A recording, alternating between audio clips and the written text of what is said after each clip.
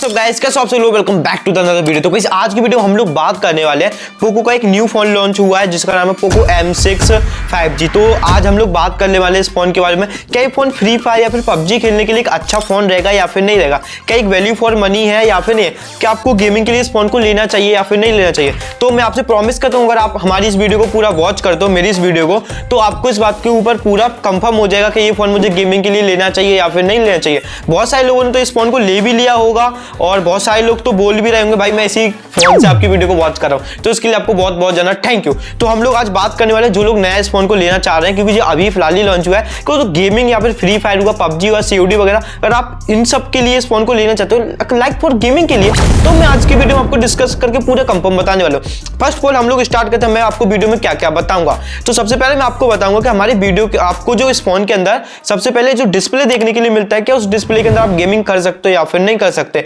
Second चीज में मैं आपको बताऊंगा कि आप इस फोन के अंदर जो रैम और जो रोम आपको देखने के लिए मिलेगी, जिसको एक तरीके से मैं बोलूं रैम और स्टोरेज, क्या वो गेमिंग के लिए इनफ है या फिर नहीं है। तीसरे नंबर पे हम लोग बात करेंगे इस फोन के अंदर जो आपको प्रोसेसर देखने के लिए मिलेगा, क्या वो आपको एक फ्री फायर, पबजी, COD वगैरह इन और भी लाइक गेम्स के लिए अच्छा रहेगा या फिर नहीं रहेगा। और चौथे नंबर पे हम बात करेंगे इस फोन के अंदर जो बैटरी है, क्या वो आपको 4-5 घंटे नॉन स्टॉप गेमिंग करा पाएगी या फिर नहीं करा पाएगी। और पांचवें नंबर पे हम बात करेंगे जो सबसे ज्यादा इंपॉर्टेंट है, क्या ये फोन एक वैल्यू फॉर मनी है या फिर नहीं है। क्योंकि देखो सारी चीज एक तरफ वैल्यू फॉर मनी, हम गरीबों के लिए एक तरफ। ये बड़ी अच्छी बात कही आप।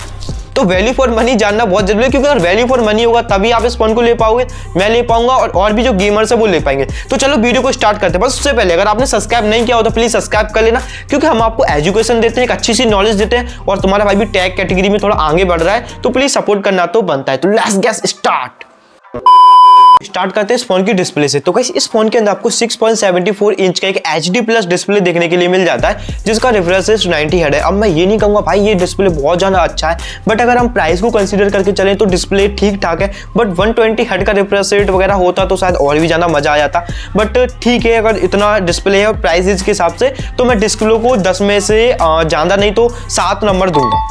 बात करते हैं इस फोन की रैम रोम के बारे में। तो इस फोन के अंदर आपको 3 वेरिएंट देखने के लिए मिलेंगे, जिसमें से सबसे पहला वेरिएंट है जिसके अंदर आपको 4GB रैम और 128GB का स्टोरेज देखने के लिए मिल जा रहा है। और दूसरा जो वेरिएंट है इसके अंदर आपको 6GB रैम और 128GB का एक स्टोरेज देखने के लिए मिल जा रहा है। और जो तीसरा जो वेरिएंट निकल के आता है उसके अंदर आपको 8GB रैम और 256GB स्टोरेज देखने के लिए मिलेगा। अगर आप एक गेमिंग के लिए इस फोन को लेना चाह रहे हो तो मैं बिल्कुल नहीं बोलूंगा कि आप 4 128 वाला वेरिएंट लो, बिल्कुल नहीं। कम से कम आपको 6 128 वाला वेरिएंट लेने, अगर आप इस फोन में गेमिंग करना चाहते हो, अगर आप चाहते हो कि 2-3 साल फोन अच्छा चले, अच्छा परफॉर्म करे, कोई दिक्कत नहीं है, तो कम से कम भाई 6 128 वाला लेना, 4 128 वाला बिल्कुल मत लेना, क्योंकि 6GB रैम बिल्कुल सही रहेगी।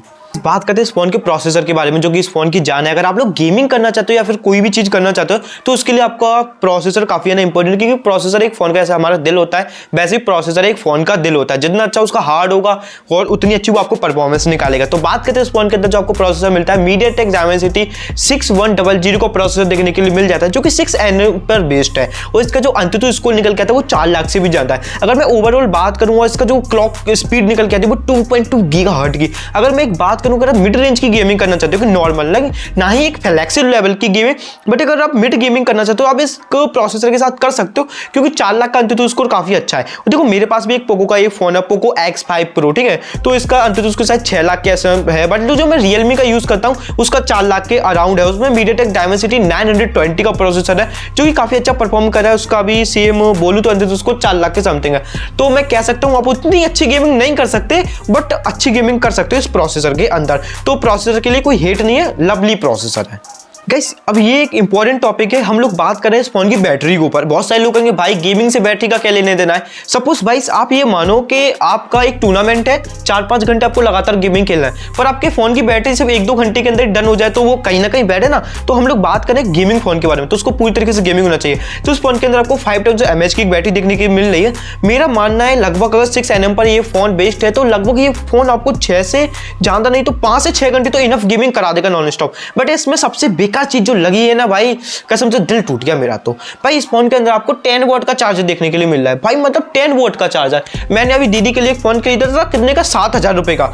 उसका पता है कितना 10 वॉट का चार्जर, 2 से ढाई घंटे में फोन चार्ज होता है। मतलब एक गेमिंग फोन भाई 2 से ढाई घंटे में। मान लो मेरे दोस्त का फोन आया, बोलता TDM है या कोई कस्टम वगैरह मैच है, तो क्या बोलूं भाई, 2.5 घंटे वेट कर फिर मैं आऊंगा।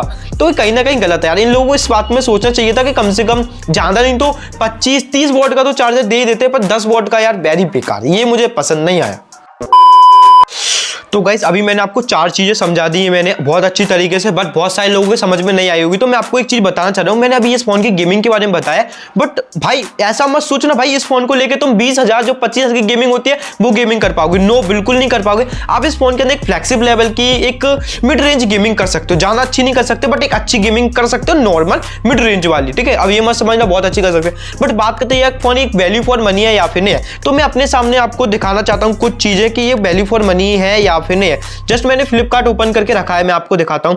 मैंने क्या बोला, अगर आपको गेमिंग करना है तो कम से कम 128 12 वेरिएंट तो आपको लेना पड़ेगा, क्योंकि अगर आप उतना नहीं लोगे तो आपको दिक्कत आएगी। तो यहाँ पे मैं क्या देख रहा हूं, जो कि 128 वाला वेरिएंट है वो आपको 11,499 का पड़ेगा।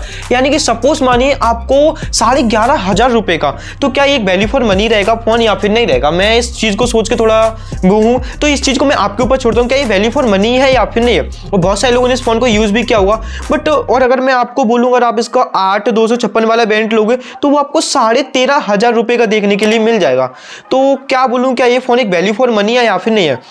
मुझे तो ऐसा लगता है यार कहीं ना कहीं 128 नहीं 128 GB रैम स्टोरेज होना चाहिए था, ठीक है। तो मुझे नहीं लगता, थोड़ा बहुत वैल्यू फॉर मनी है। इस फोन को अगर मैं आपको बोलूं जो कि 11,500 में मिल रहा है, मेरे हिसाब से अगर ये फोन आपको 10 से 10,500 रुपए के अंदर मिल जाता तो मैं कहूंगा भाई बेस्ट है, आप इसको ले लो, क्योंकि गेमिंग करने के लिए आपको सही रहेगा। और एक चीज ध्यान रखना, पोको है, मदरबोर्ड का भी इशू हो सकता है, तो जल्दबाजी में फोन को बिल्कुल मत लेना, कोई भी प्रॉब्लम हो सकती है। और वैसे मैं लाइफ में पहली बार ट्राई कर रहा हूँ पोको का एक new phone, Poco X5 Pro। मुझे स्टार्टिंग में इस फोन में इतनी सारी प्रॉब्लम हुई, मैंने वीडियो भी बनाई हुई आप देख सकते हो, बहुत सारी प्रॉब्लम होती है, बट अभी तो फंटास्टिक चल रहा है। देखते हैं इसमें मुझे मदरबोर्ड का इशू मिलता है या फिर नहीं मिलता।